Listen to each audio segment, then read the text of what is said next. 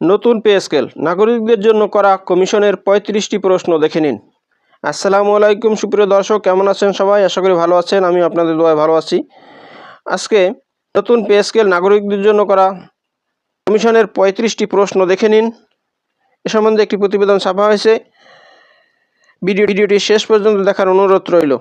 আর আপনি যদি আমার চ্যানেলে নতুন দর্শক হয়ে থাকেন তাহলে আমার চ্যানেলটি সাবস্ক্রাইব করে দিন। আর যারা অলরেডি সাবস্ক্রাইব করেছেন তাদেরকে অসংখ্য ধন্যবাদ। সরকারি চাকরিজীবীদের জন্য নতুন পে স্কেল ঘোষণা করতে যাচ্ছে সরকার। তবে তার আগে সরকারি চাকরিজীবীদের বেতন ভাতা কেমন হওয়া উচিত সে বিষয়ে মতামত নিচ্ছেন সাধারণ নাগরিকদের কাছে। সেখানে বাড়ি ভাড়া, স্বাস্থ্য ও শিক্ষা ভাতা বাড়ানোর প্রয়োজন কিনা সে বিষয়ে মতামত দিতে পারবেন তারা। এ উদ্দেশ্যে সরকারি কর্মকর্তা কর্মচারীদের বেতন ভাতা নিয়ে একটি অনলাইন জরিপ শুরু করেছে জাতীয় বেতন কমিশন 2025। 2রা অক্টোবর থেকে শুরু হওয়া এ জরিপ চলবে আগামী 15ই অক্টোবর পর্যন্ত। কমিশনের ওয়েবসাইটে প্রবেশ করে দেশের যে কোনো নাগরিক এতে অংশ নিতে পারবেন। জরিপে সাধারণ নাগরিক, সরকারি চাকরিজীবী, সরকারি প্রতিষ্ঠান, অ্যাসোসিয়েশন ও সমিতি এ 4 শ্রেণীর ব্যক্তি ও প্রতিষ্ঠান জরিপে অংশ নিতে পারবে। অ্যাপ্লিকেশনের লিঙ্কটি জাতীয় বেতন কমিশনের ওয়েবসাইট paycommission2025.gov.bd-তে পাওয়া যাবে। মতামত জানাতে সাধারণ নাগরিকদের নাম, পেশা, বয়স, মোবাইল নম্বর, লিঙ্গ এবং বাসস্থান সহ ৩৫টি প্রশ্নের উত্তর জানতে চাওয়া হয়েছে। এছাড়াও বাকি প্রশ্নগুলো হচ্ছে: আপনি কি 20 গ্রেড বেতন কাঠামোর পক্ষে? আপনার পছন্দের গ্রেড সংখ্যা কত?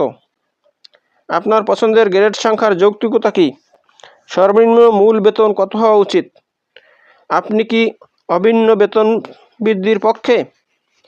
বেতন বৃদ্ধির ক্ষেত্রে আপনার পছন্দ কী? বাড়ি ভাড়া কি মূল বেতনের সাথে সামঞ্জস্যপূর্ণ হওয়া উচিত? বর্তমান বাড়ি ভাড়া কি পর্যাপ্ত?